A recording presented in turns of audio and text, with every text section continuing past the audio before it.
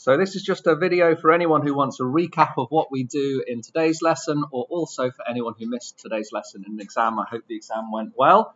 So far, I've asked everyone to open up the PLS, which you can find at the top of the VLE. Help, where's it gone? I should have opened up that before, shouldn't I? So at the top of the VLE, you can see the link just here to the PLS. You will have a printed copy and an electronic copy of this in the exam, and it's just a reference for all of the stuff that we'll learn in Python throughout the whole GCSE, including some stuff that we haven't learned just yet. So the stuff that we haven't learned just yet won't be in the test. And remember, in the test, if there's something you don't know how to do, don't panic and stop, just move on to the next thing. First challenge is to write some code in Mu, because that's the IDE, Integrated Development Environment, you'll have access to in the test. I want to see a comment and a sensible identifier for a variable that stores an integer, a real, a boolean, and a character. For example, here's a comment, but I'd like to have a sensible comment like some variables. And let's go for a real identifier. So, I don't know, weight could be 45.3. How do I know it's real? Because it's got a decimal place in. The difference between an integer and a real is integer doesn't have a decimal place, and a real does. Okay, so the next challenge is converting from one data type to another. So to do this, we need to use the str, the float, the bool, or the list, or the int built-in functions. So what I would like you to do is to ask the user to type in an integer and display that integer plus one value. I would like you to ask the user to type in a real and to display that value plus one. I would like you to ask the user to type in a boolean, and I would like you to display the opposite of that boolean, as in if they type in true, it should say false. I would like you to ask the user to type in a character and then to display the next character on in the alphabet. So if it says C, it should display D. I'll do one of them for you. I'll do the hardest one, which is probably going to be the character. So for this, we need to ask a question using input. If you ask a question, oh, come on, Moo, why are you so slow today? Please enter a character. So that's asking a question. It's using the built-in function input. Let's save it into a variable called letter. That's going to be a character. But it will actually get a string. In order to get the character, we're going to have to convert that to an integer, but we'll probably get an error when this runs. So how does this work? Let's run it and see. Please enter a character. Come on, A. But we get an error when we try to convert A to an integer. Well, there is a big, nice, long list in here of built-in functions, and some of these are rather helpful. Built-in functions in Python. Where are we? Here we go. What page is this? Page 9. So here we go. Odd character returns the integer equivalent of the Unicode string of a single character. My goodness, what a horrible way of explaining it. Basically, odd is a built-in function that will convert a character into a number. Let's try again. A. And if we display it, print letter A, we've got 97, which is the ASCII character code for a lowercase a. If we add 1, we should get 98 for an A, and then we should be able to convert it to the next one. So let's go CHR this time. CHR is a built-in function that has a parameter. The parameter is the number for our letter plus 1. We type in A, we work out the ASCII value of A, which was 97, we add 1 to it and we convert it back to a character, and we've got B. So that was the hardest of all of the ones that I'd asked you to do. The others were much, much, much simpler. You just had to ask the user to type in an integer and add 1 to it. So I'll do that as well. Here we go. Number equals input. You don't even need to ask the question here. You can just put input. Print number plus 1, that is not going to work. Because when you type something in, I don't know, can you see it? You can see it, it's there. I want to be able to add a number to what they've typed in. You can't do that unless you convert it to an integer first. Let's try again. 1 add 1 is 2. That's loads better. So I'm checking to see, can you use the built-in functions to be able to convert from one data type to another? Those built-in functions are int to convert to an integer, str to convert to a string, float, bool, or list. If you're halfway through writing some code in Moo, I'd recommend you press the check button to check your code. And it should give you some help for debugging. It doesn't always get it right, but if you're struggling in a debugging question, you have that facility in your exam. So the check button in Moo is lovely. And just to confirm, the challenge at the moment is get the user to type in an integer, as in 4, and then get the program to display the next integer along, as in 5. Get the user to type in a real value, like 10.1, calculate what that plus 1 is, like 11.1, and display that. Get the user to type in a Boolean, like false, and then display the opposite, true. And if you can, get the user to type into a character, add 1 along in the alphabet, and then display that character. Good. So the next bit in the PLA talks about declaration and initialization.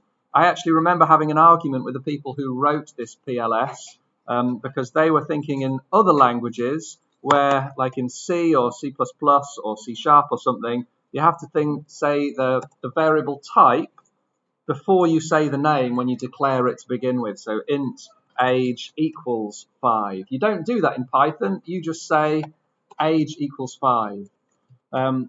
So the people who wrote the GCSE originally wanted you to say things like age equals int to declare, to say there is going to be an integer, and then you would assign it further down. You don't need to do that. You can if you want, and sometimes you'll see examples of it, but you can do it just all in one line.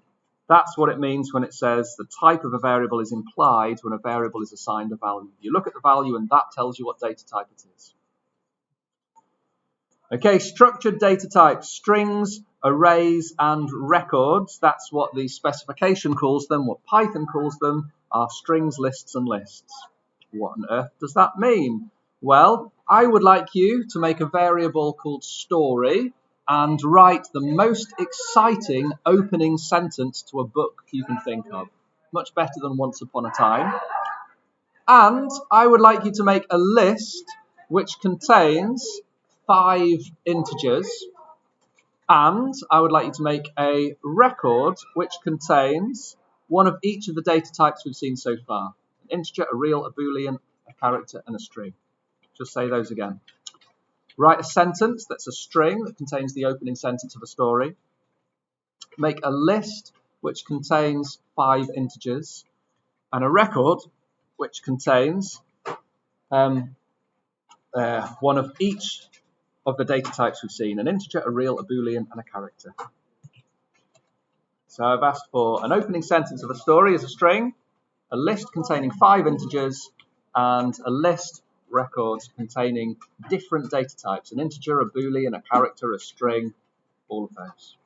So we said a string is a data structure because it can contain multiple characters. You can think of a string like a list of characters. So if you want to get the second character in a string, you can just do the name of the string and then square brackets 3. No, that would get the fourth one, wouldn't it be? The second character would be square brackets 1. 0 would be the first one, 1 would be the second one. In Python, you can have as many dimensions in a list as you like. We're just saying we'll keep it really simple and have a 1D array or a 2D array, and that's it. You don't have to worry about 3-dimensional or 4-dimensional or anything like that. Here we go. Don't worry too much about this next thing. It's just saying that, in fact, no, there are no questions about that. Don't worry about it. Arithmetic operators. So I would like you to write an expression, a calculation that uses each of these and displays the result using print. So you can use variables or you can use literal values. What do I mean by that? I mean things like age, that's a variable, and an expression would be something like that. So you can use the result in your expressions. I don't know, hungry equals age minus 3. That's using a variable, that's using a literal value. Try and write some code that uses each one of these. You don't all have to be on the same line. Just remind yourself what they do and display the result. You don't really need variables at all. You can just display the result like that. So I've got some code here for each of the operators, and I'm going to step through. So I'm going to debug line by line. So in Moo, I press the debug button. I've now got a step over or a step in. Step over just runs one line at a time. So if I run that first line, 1 divided by 2 is a half. That makes sense. So a forward slash is division. Step over again. 1 star 2 means 1 multiplied by 2. That's what we get down here. Step over again. 1 star 2 is 1 because 1 squared is 1 times 1. That's what the exponentiation means, raised to the power. 1 to the power 2, 1 squared. Next, I predict it will be 3 because we've got 1 plus 1. Let's step over. Fab, we've got 3. 1 plus 2 equals 3. 1 minus 2, I predict it will be minus 1, and that's what we've got. Great. So remember, debug in Moo means being able to run one line at a time, which is what we're doing here, and we're stepping over each line in turn. Next, we've got 1 double forward slash. That's integer division. So that's 0. Why? Because you do the division and then you always round down. Never round up with integer division. 1 divided by 2 is a half. But even if it was 0.9, you'd still round down for integer division. And then 1 mod 2 is 1 because you do 1 divided by 2 and then keep the remainder rather than the result of the division. So 1 divided by 2 is 0 with 1 left over. That's 1 left over is the result of the mod. So that's what we're after here. Okay, next part is relational operators. Your challenge for relational operators is to write an expression for each one that evaluates to true. For example, let's just do the first one. So hello equals hello. They're both the same. So if I print that expression, it's going to display true because they're both identical. You need to do the same for each of these. So if I run is not equal to, that's going to be false. But if I change that and say hell is not equal to hello, that will be true because they're not equal. So try and write an expression using each of these relational operators that evaluates to, which means when you calculate it, when you do the comparison, when you compare them, it evaluates to true. Okay, so for the next section, we've got some logical operators. We've got and, or not, also called Boolean operators. So we're going to use those within our selection, our if statements. So it says if an expression indented, do something. So your challenge is to write an if statement that uses and an if statement that uses or, and an if statement that uses not. What do I mean by that? This is what I mean. If hungry and thirsty, then print it's lunchtime. What is hungry and what is thirsty? Well, hungry needs to be true, and thirsty needs to be, I don't know, true or false or something like that. And then when I run it, it's not going to say it's lunchtime because I haven't got both of these values. And means I need to have both of them being true before it will say it's lunchtime. So try and do an if statement that includes and, an if statement that includes or, and an if statement that uses not, which is actually much easier because not only has one input, it's just the opposite. Okay, so the last thing that I'm going to go through is how to import modules. I'd like you to be able to import the random module so you can choose a random number. So in Moo, if you want to choose a random number, you import at the top, you import random. You don't need to remember it, it's in your PLS, page 10.